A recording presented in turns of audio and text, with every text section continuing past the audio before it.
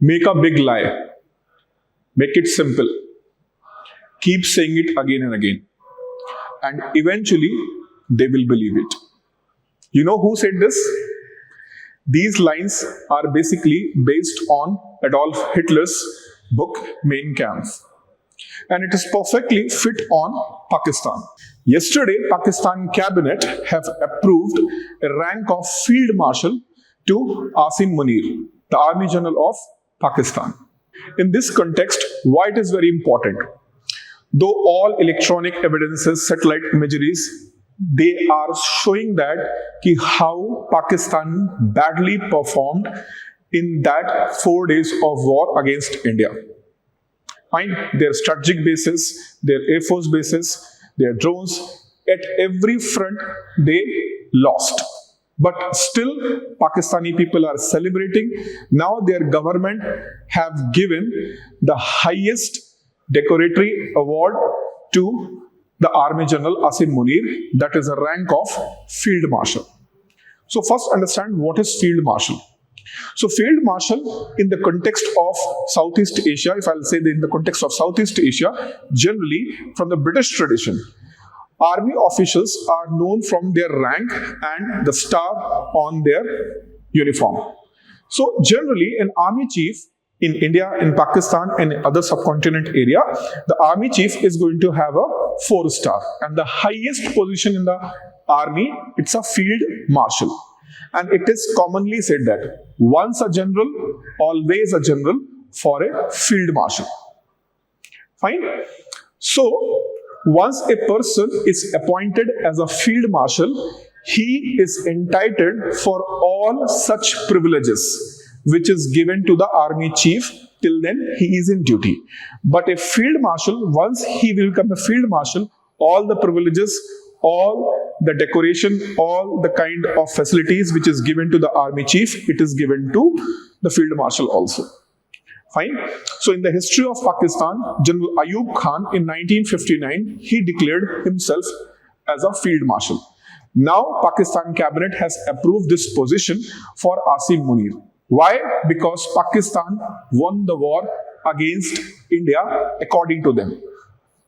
So in this context, rather than calling him as a Field Marshal, it is better to call him Fool Marshal, because he is having such a deceptive way to make people fool, and he has did at excel. So rather than being called as a Field Marshal, it is better to call him as a Fool Marshal. Anyways, it is Pakistan, anything is possible.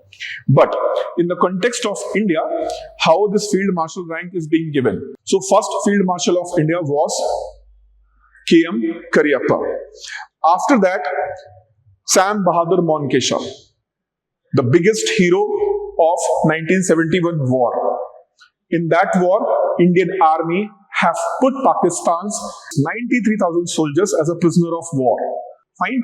And till then date, not only in the context of India, in the entire human history, recorded human history, it is the biggest surrender by any armed forces. And for that purpose, Field Marshal position was given to Sam Bahadur Monkesha.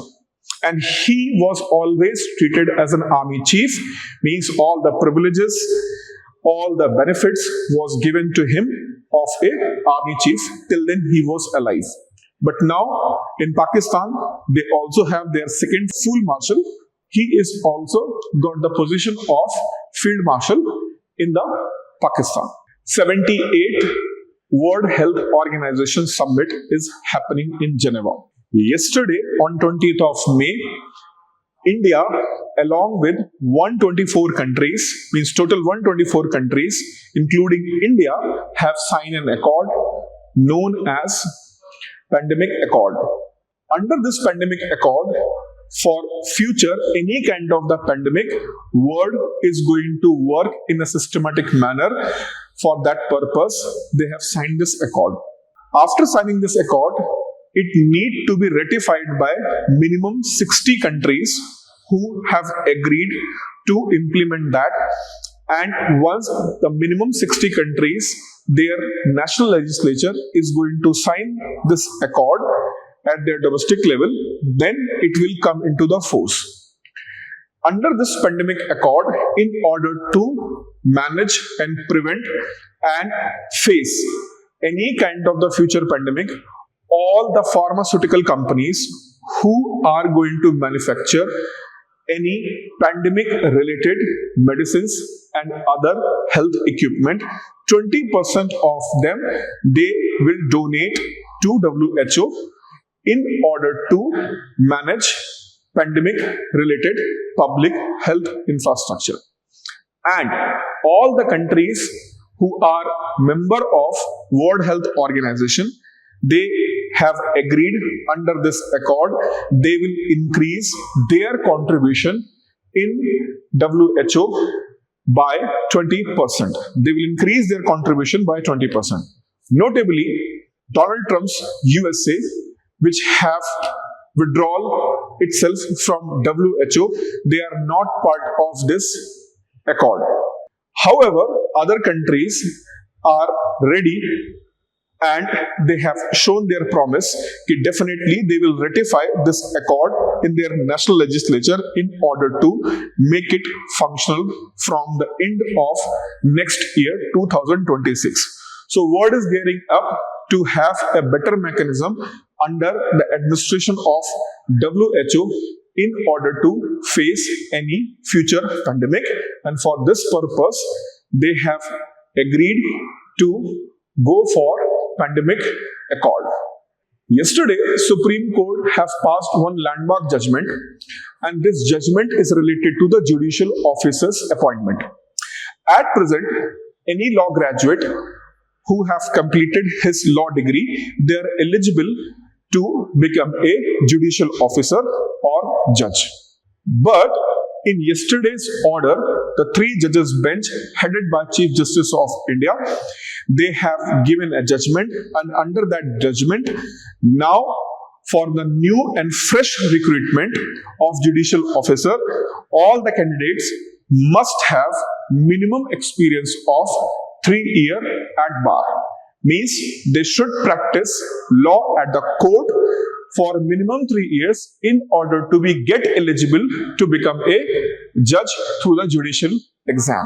In his judgment, Supreme Court has observed past 15 to 20 years, we have seen that the people, the candidates who are law graduate and they directly exposed to the judiciary and being a judge, they have made a lot of mistakes and they are not able to understand the things in the proper manner. Some sort of the experience, minimum 3 years experience, will be a good ground for them to perform the judicial services from the day first onwards. So in this context, Supreme Court has passed this judgment. Means all the law graduates who are looking for the judicial service, they must go to the court and do the practice, and they must be certified by certain judicial official that they have completed their 3 years as a lawyer. Only then they will be eligible for appearing in the judicial exam. In recent conflict with Pakistan, India's Akash Tir, India's air defense system, was in news. It became a buzzword. Before that, when Iran have fired the missile on Israel, then their Iron Dome was in news. So protecting the country from aerial threat like missiles, drone is getting prominence day by day. In this context, US President Donald Trump yesterday announced their country is going to have a new air defense and missile defense shield that is known as Golden Dome. And this Golden Dome is going to have land, air as well as space-based assets which will provide protection to the US mainland from any missile approaching towards the USA. And this missile defense shield of USA is going to be capable of intercepting even a hypersonic missile system. And under this system, USA is proposing to not only land and air-based assets, but also a space-based assets. Yes, Even a satellite will be capable of firing a projectile or missile once they will get the intelligence or the information any missile is approaching towards USA. So it is going to be the multi-layered air defense system with multiple assets, surveillance, which is also going to be land-based, air-based, sea-based, and space-based. So the surveillance will be land, sea, air, as well as space-based. Similarly, missiles which are going to intercept the incoming projectile, whether it is missile or drone or hypersonic missile, it is also going to be based on land, sea, air, as well as space. And the estimated cost of this air defense system is projected as $150 billion. And initially, US government has agreed to start this program by issuing $25 billion initially. But it is believed that this project is going to be cost somewhere around $150 billion, and it will take another 10 years to make this project operational. GS1 is a non-profit company which has developed global standard of barcode. And their barcode are being used almost on daily basis 10 billion times. So daily 10 billion times this barcode is being used around the world.